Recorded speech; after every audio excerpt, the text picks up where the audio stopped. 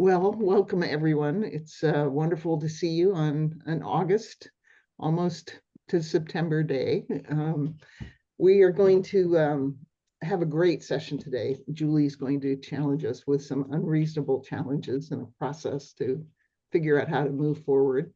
Our next call is going to be September 17th, and Christine Tappan, who's a leader of a health provider system in the Northeast, is going to talk to us about her journey into forest therapy and its benefit on our health next time. So she has, as a CEO of a consulting firm called Birch Walking, and so she's going to talk about her journey and what she's learned about holistic health and the power of nature to help us heal. And today, I want to introduce Juli Okal, and we've had her before, Okal, and she's been a part of our group, but she's doing some really interesting things with her website and her consulting practice called Shift Matters, and also helping people develop and design epic sabbaticals. But today she's going to talk about unreasonable challenges. So I'm going to hand it over to her. Wonderful. Good afternoon, everybody. I've got a support system of Kathy and Daniel, which is fantastic. And it is really fun to be on kind of on the other side of the screen, the orchestrating side. It's one of my favorite sides to be. So I was looking forward to today. And Daniel, if you would mind sharing the screen, we will jump right in. One of the things that I really believe in is that we can design our way forward, and it can be a promising way forward. So this is today's content is something I've been thinking about for years, and I'm playing with some new language. So look forward to getting everybody's opinion as we move forward. And that's my Instagram name down there if anybody wants to connect that way. Okay, and to the next slide, please. Thank you. So just to get us started, because this is going to be pretty interactive today, I would love for everybody to go to the chat and pop in there. What is your favorite way to spend your time in August when you are by yourself? So not with the family, not picking zucchini with the whole neighborhood, but when you're just on your own, what is your favorite way to spend time? And just put that in there. We can get to know each other a little bit. Because August is fleeting. Kathy and I were just talking about this, right? We're on the cusp of September. Ooh, reading is a good one. Right. The weeds are crazy in the garden, Michelle, aren't they? They're on another level. Hiking is good when it's not 100. Daniel, right down there. What else do we have? On a beach. Yeah, that sounds good. Water. And so we've got some readers in the group. Mine would be outside somewhere. It's hard for me to read outside because I'm so distracted by the fact it's amazing during the summer, especially in the Midwest. And I am up just outside of the Twin Cities. So I kind of fall somewhere between Minneapolis, St. Paul, and Nebraska. If we talk about talk about Midwest that way. Oh, good. We've got a traveler. Awesome, Dale. Thank you. Okay, so a quick story on this concept called unreasonable margin. And I wanted to first draw our attention to the image on the right. This is a gentleman that about a month ago was down in South Carolina on the beach. And if any of you have visited the coast, one of the best parts about visiting the coast is you get to greet the day in such a different and more intensive way with the sun coming up over the water.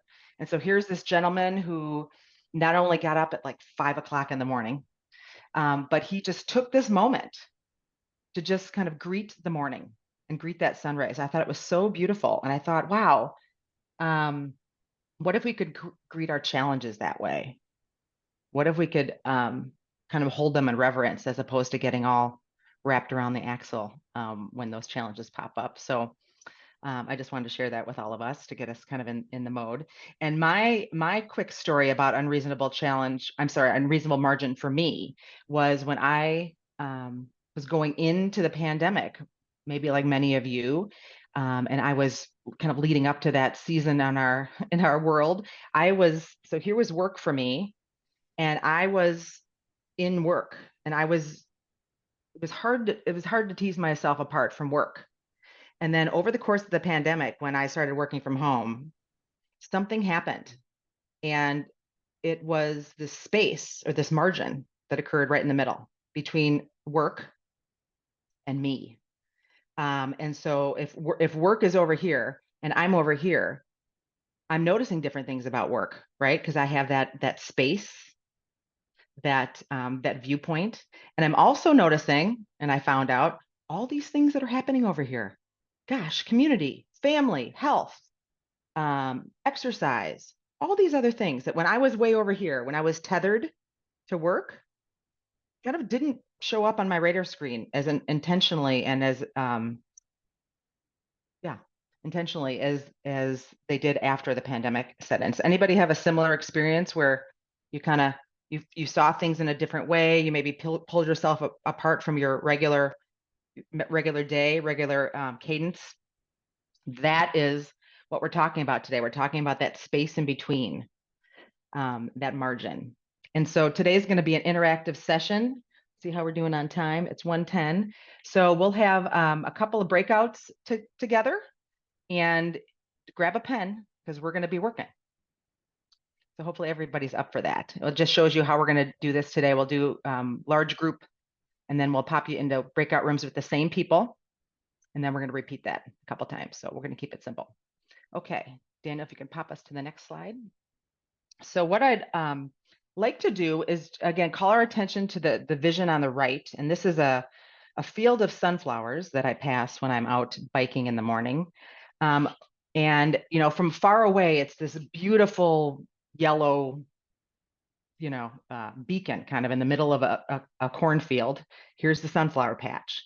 So, but when we zoom in, what do you all notice about the sunflowers when we zoom in? And you can take yourselves off mute to let me know. What do you observe? The center is bigger than it appears from a distance. Like from a distance, it's a lot of yellow, but you get close and like, oh, the brown middle I is like that. Yeah. The details show up. What else? What else did everybody?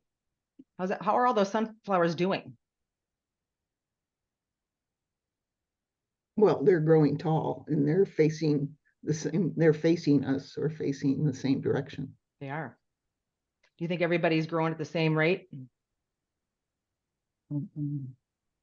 Okay. No, No, and they are different opening. Right. hmm, Good one, Jackie. Right. So there's some of them are like full. They're like, I'm a serious sunflower. I've been doing this. I've reached the point to the sun. I'm fully sunflowered, and others are not. Right. Others are maybe struggling. Maybe they can't get to that. They can't reach. There's something going on in the environment. And the other thing we're noticing is that it's pretty crowded there. Right. There's a lot of sunflowers in this patch.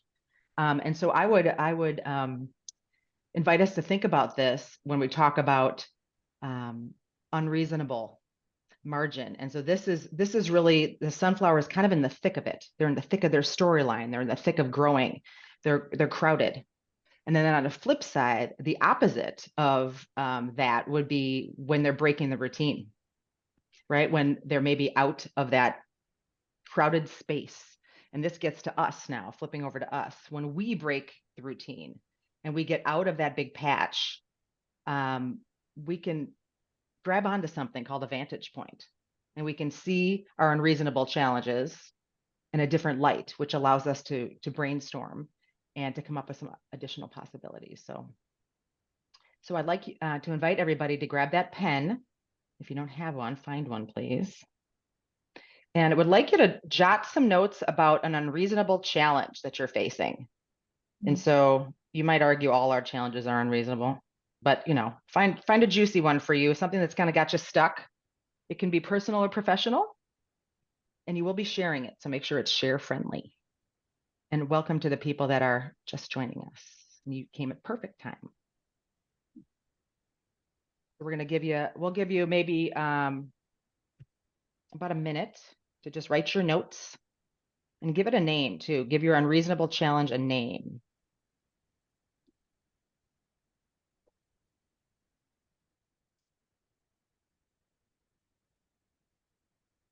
How would you describe it to somebody and what would you name it?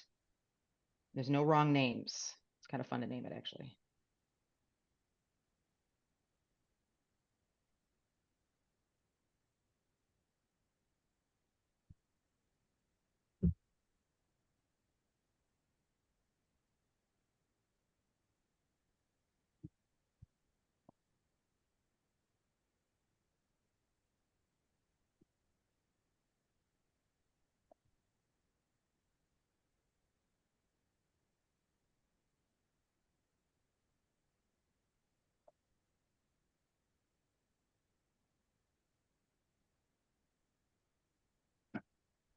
Okay, let's wrap up your notes. And then Daniel, if you could pop us to that next slide, please. Thank you. Okay, so we're going to go into our first breakout, and here's what that's going to look like. So you've got your unreasonable challenge. You've got the name of it, and have fun with that, by the way. We ask for you to find a timekeeper, and let's maybe go. Let's do 12 minutes for this first one because we're luxurious at the beginning. And would like you to get a timekeeper and make sure everybody gets 4 minutes. And what you're going to do is share your unreasonable challenge and introduce yourself. So you might want to talk about as an icebreaker what it is that you like to do during August, because everybody's got a list of that. It's the easy one to go to. So if Kathy can help us prep for that breakout. And any questions on what we're up to? Okay, off we go.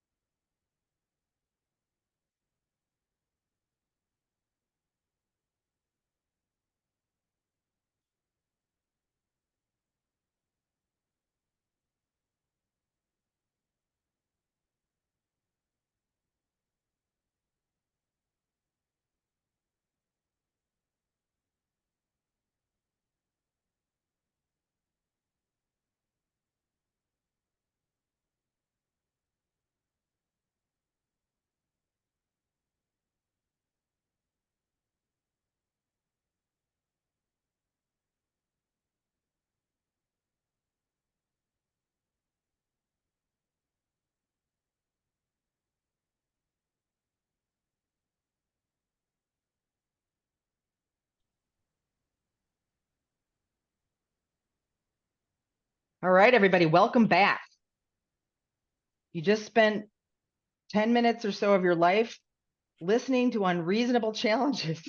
What a great way to spend time. We should really do that again. So quick chats.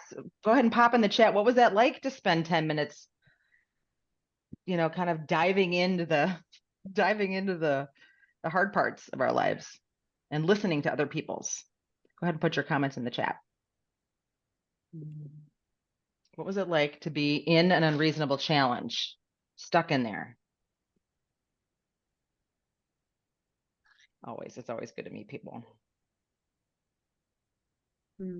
Yes, and naming it is kind of fun, isn't it? Like, I wonder what I'm going to call this thing. And then I always think it's very fascinating what I call these things and how much that keeps me stuck. Right? Yes, we did choose all personal ones in our group.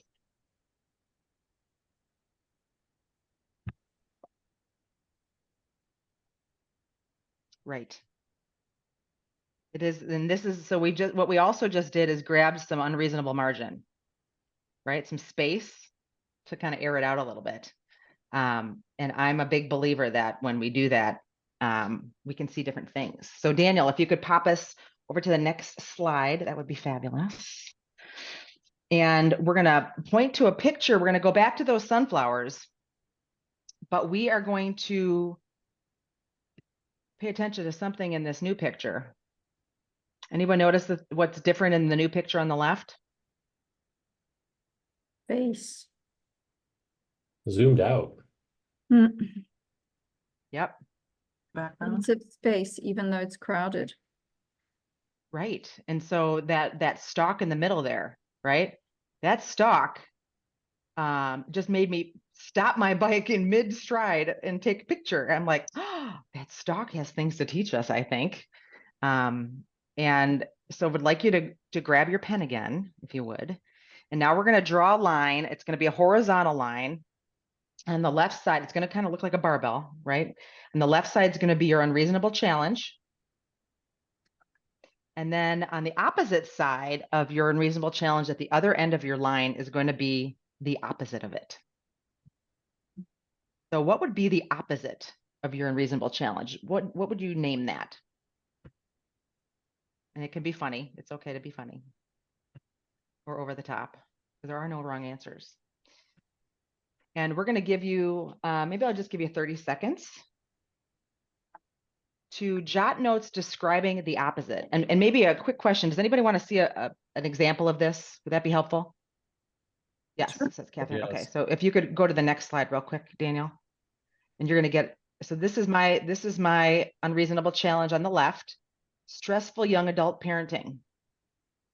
And here's my barbell. The opposite side is young adult independence.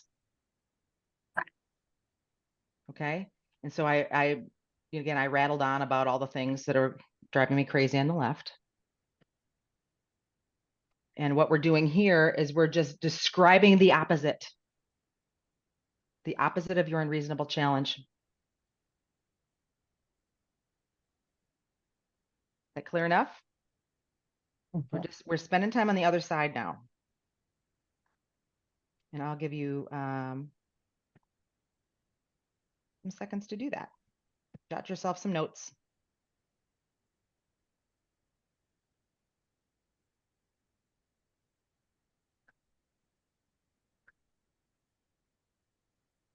So again, what is it? What's the name of it? How would you describe the opposite? What's happening? What are you thinking?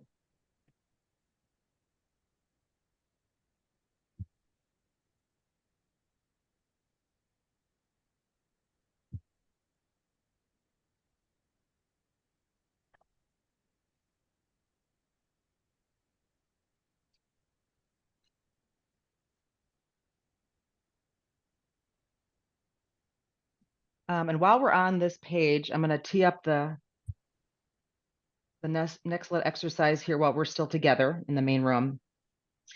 And if you don't see things like your beliefs down there or assumptions or values of yours, see if you can find those. See if you can find those all the way on the left on your unreasonable challenge. and see if you can find them on the right. And if you can't find them, maybe just give yourself some unreasonable margin and think about it for a second. We'll give you a minute and see if you can pop down there the assumptions, beliefs, and values that you hold on either side of this scenario.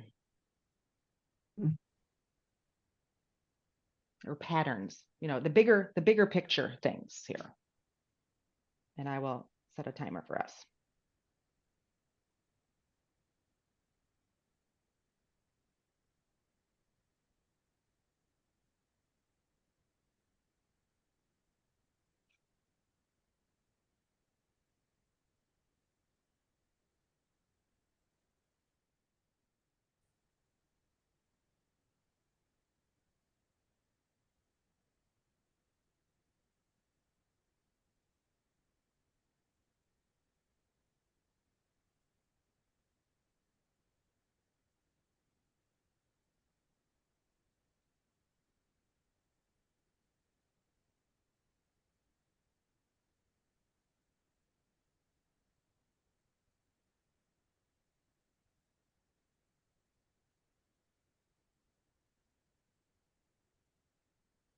Okay. Hope everyone got enough time to either notice or write down your assumptions, beliefs, and values, because guess what we get to talk about in the next breakout? Okay. So Kathy, if we could make this one maybe for 9 minutes total. Yep. And for the timer to give everyone 3 minutes because we had a little extra time last time. You're going to be discussing what your assumptions, beliefs, and values are and the patterns you bring. Enjoy.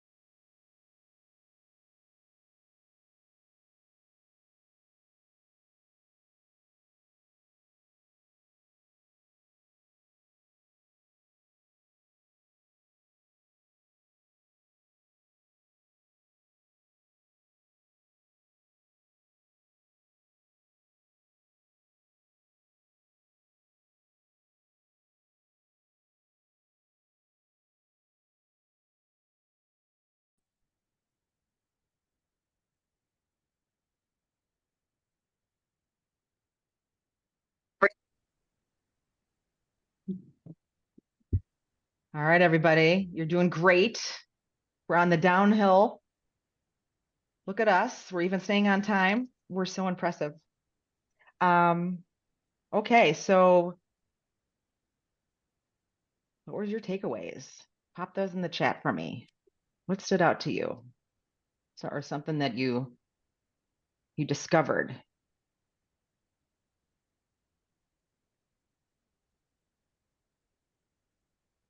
We had a very brave workout, just for giving kudos. So hope everybody was brave.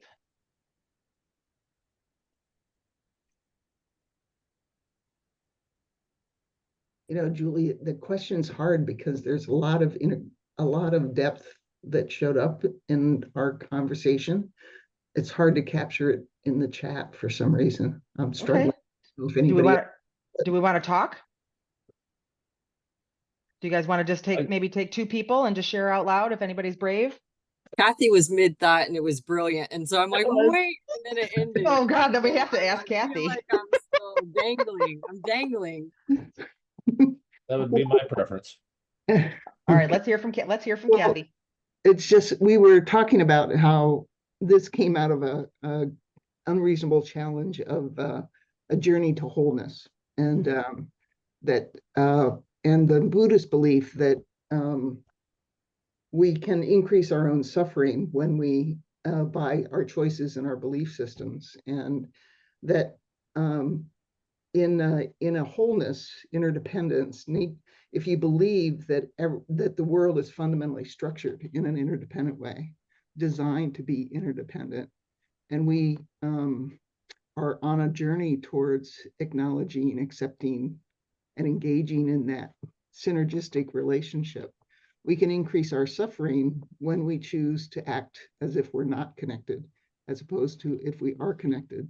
And then the question emerged, like, but where do you get your kind of nutrients, so to speak, if you're hanging out with people who believe in separation or don't fully understand connection and integration? And I was just saying, you know, it raises an interesting question of who do you want to hang out with?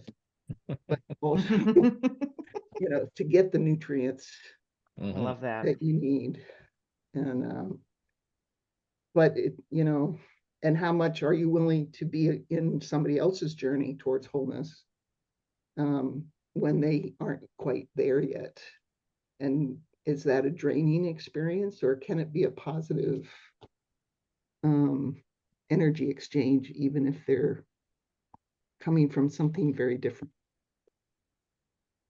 So that was the end of my sentence, Emily. I love it. Thank you for sharing that. So the good news is our next and last exercise is going to help us play with that idea, Kathy.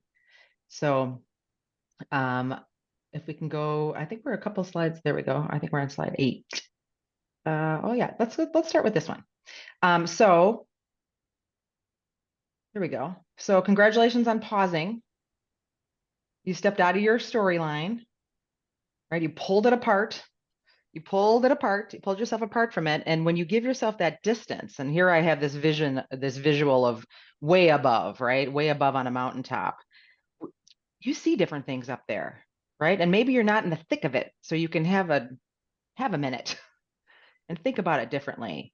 And we can consider our part in the dance too, which is kind of humbling, actually. So let's see how we're doing on time. So what I would welcome you to do is to get your pen again, and then let's just take a minute and think about what is one idea or action you have that could move you just a little bit to the right, not the whole way over, because goodness, we're not over there on purpose right now, right? Just what's something that would nudge you to the right that seems reasonable, doable? And then think a little bit about what are the other options you have along the line from where you are to over to the right. And I'll give you a minute just to jot a note or two.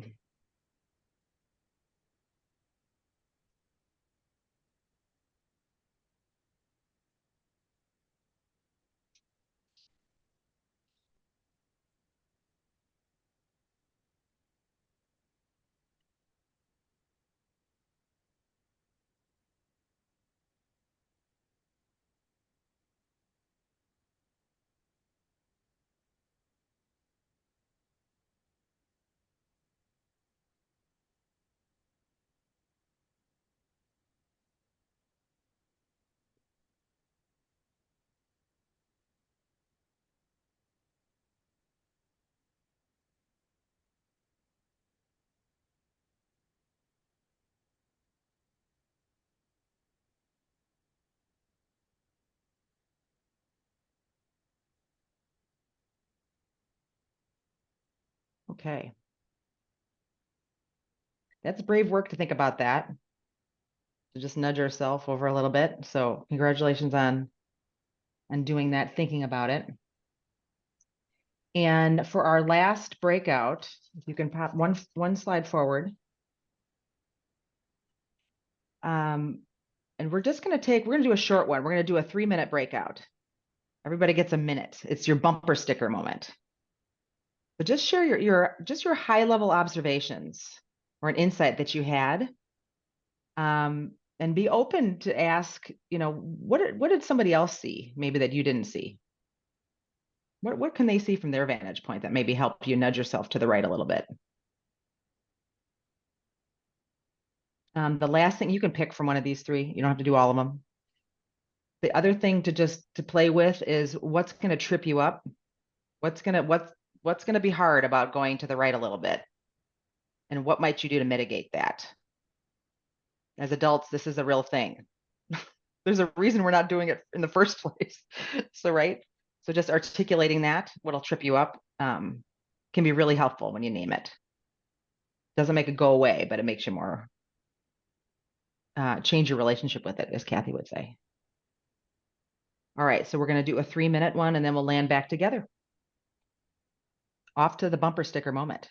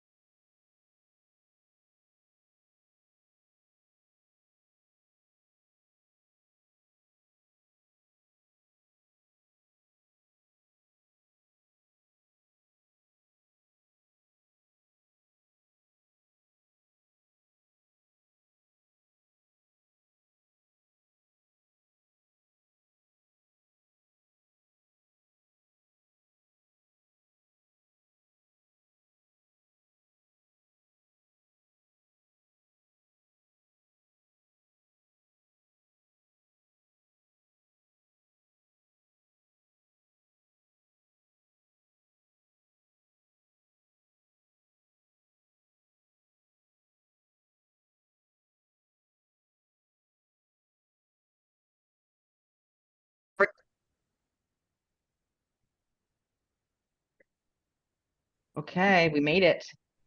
Wow. We went from unreasonable challenges to unreasonable margin. So would love to hear from people. I've just got a couple minutes left. I think I've got one slide that just summarizes the what I felt like we'd be feeling today when we're out on the trail. But it feels like it's like Kathy said, what it feels like it's when we're on our own and this is driving me only crazy. Maybe we can look around the trail a little bit and find some people to share it with, right? To get some input to yes. So I will open it up, and Daniel, feel free to pop that last slide on there for just comments, observations. This was new language and kind of a new way of putting this all together. So I'd love thoughts on if it added value, what stood out. All of Well, the above. for me, it brought a really deep question forward. So there was something about the process that allowed me each time we cycled into deeper ideas.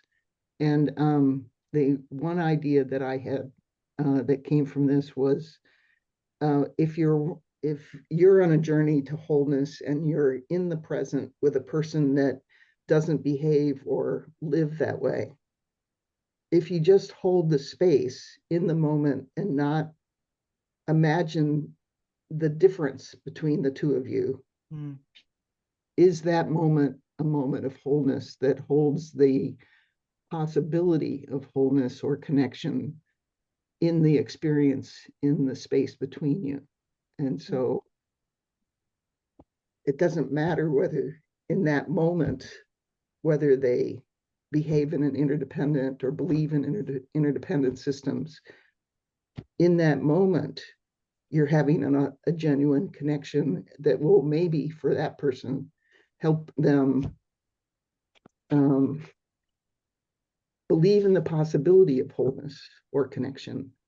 And hanging out with a person that doesn't believe in that can also help us in return know or understand something about separation that's important for our journey towards wholeness. Thank you, Kathy. How about others? Anybody else have a observation or something you want to share?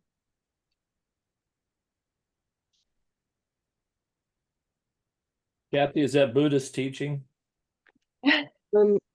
I don't know. I've been reading this Practicing the Power of Now. So I think there's some ideas through that. So yes, mindfulness probably. Daniel would have a better answer for than me probably. But yeah. But We it's also human too. It's a human conversation. Yeah. we also discussed when Kathy was sharing this wisdom, and it came from our discussion around these interactions with other sentient beings, let's say, in our living systems. And rather than that separation, or this person's maybe not resonating quite where I'm at, the gratitude for spaces like this where we do. I can talk about living system stuff and complexity, and you guys know what I'm talking about, right? Like I can't go down to the supermarket and chat with my friends about that. That's not a thing. So the gratitude of having spaces like this, but also, like Kathy was saying, learning from those spaces and whole that are different, maybe gives us that that want to be in that united place, that sense of unity that we're striving for, right? Yeah. I love it. Okay, I want to honor everybody's time because we're a couple minutes over, and let's see if anybody had. Okay, so we're talking about reasonable margins. I love that reframing. That was great. That was really Wonderful. great. So thank you all for coming. Yeah, and thank you. we'll see you on the 17th for Thanks, Kathy. first Thanks. And thank you very much, Julie. Thank you, You bet. Julie. Thanks for the rich discussion. Yeah, Of thank you. course. It was great. Hey, Kathy, quick question. Yeah.